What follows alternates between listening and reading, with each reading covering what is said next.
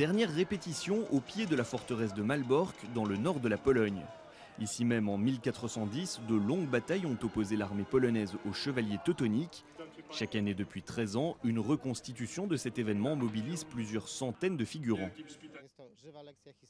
C'est une leçon d'histoire grandeur nature, mêlée à du théâtre et à du spectacle. On veut que ce soit spectaculaire, qu'il y ait beaucoup de scènes de bataille. Et à tout ça, on rajoute le contexte historique.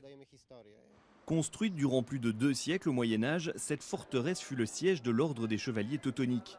Ces derniers lançaient des croisades dans la région, mais ils furent stoppés en 1410 à Grunwald par les armées polonaises et lituaniennes. Dans la foulée, le roi de Pologne, Władysław Jagiełło, décida de s'emparer de la forteresse de Malbork.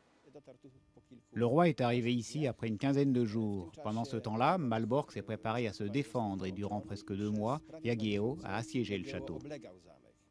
Pendant le siège, l'armée polonaise installa son artillerie de l'autre côté de la rivière Nogat et pilonna la forteresse à coups de canon. La cible, le palais des grands maîtres teutoniques, porte encore les traces de l'assaut.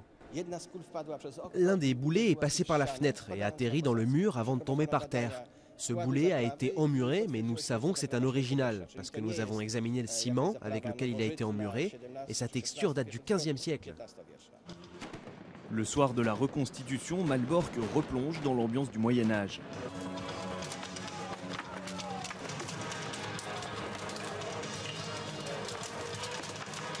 Au milieu des figurants, des acteurs professionnels jouent les rôles principaux. Le fait que le public réponde présent à toutes ces reconstitutions, et pas seulement à Malbork, est la meilleure des réponses à leurs détracteurs. Il faut continuer à en organiser.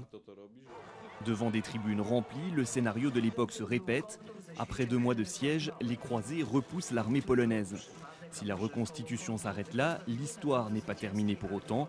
Ce que le roi Jagiełło n'a pas su faire en 1410, son fils y parviendra 50 ans plus tard.